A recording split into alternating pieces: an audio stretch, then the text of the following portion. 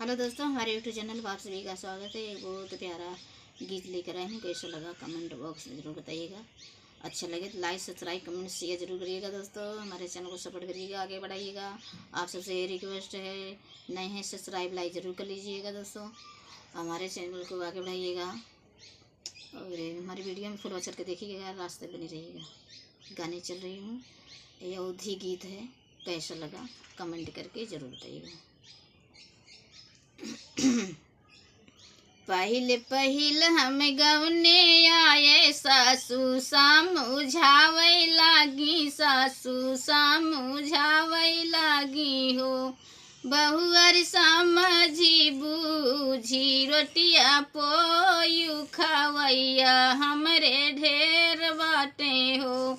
बहुअर समझी बूझी रोटिया पोयू खवैया, हमरे ढेर बाटे हो। सुतुही में दाल दीही, चम्मचे में नून दीही, बबुर के पाती पिसान दीही हो। बहुअर समझी बूझी रोटिया पोयू खवैया, हमरे ढेर बाटे हो। 16 ठे मन से धू बाटे, 16 ठे मेहरारू बाटी, लड़का आना गिनतिन बाटे, चट्ठे चारा वाहवा बाटन, कुकुरौ बिलरिया बाटिन, लहुरा देवरवा बाटे, छोटा की नदिया बाटिन हो। बहुअर समझी बूझी रोटिया पोयू, नदी के काले मन उधारू हो। बहुअर समझी बूझी रोटिया पोयू, नदी के काले मन उधारू हो। सुतुही भर के दाल बनई, चिम्मच भर के नून डारी, बबुर के पाती पिसान सानी, भोजना बनाई डारिनी हो।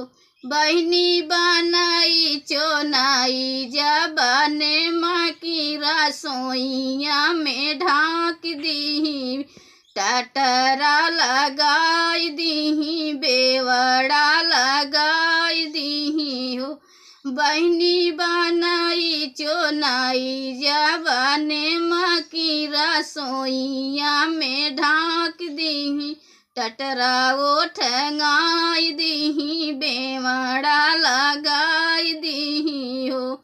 बहनी ठाड़ा भाई सासू कई बगलिया, तमानवा गिराई बोलाई हो। बहनी ठाड़ा भाई सासू कई बगलिया, तमानवा गिराई बोलाई हो। भोजना बनाई दी है, रसोइया में ढाक दी है, टटरा ओठंगाई दी है, बेवड़ा लगाई दी है हो। सासू आजू मोरा मुड़वा पीराने, ता भोजना परोस दीहू हो। सासू आजू मोरा मुड़वई पीराने, ता भोजना परोस दीहू हो। इतनी बात जब सासू सुनाई, मुड़ कपारा पीटाई लगाई, थरिया लोटा पीटाई लगाई, साड़ी साया छोड़ाई लगाई, दुआरे पे नाचाई लगाई हो। बहनी कौने कुला गोड़नी कई बिटिया, पहुँचा तई जवाब दी हो। बहनी कौने कुला गोड़नी कई बिटिया, पहुँचा तई जवाब दी हो। लम्बड़दार के नाती निहाई, ठेकेदार के बिटिया हाई, नेता कई बहिनिया हाई हो। सासू पढ़ला मिस्त्री कई पातो ही आता, तो हाँ से चला की बाटी हो।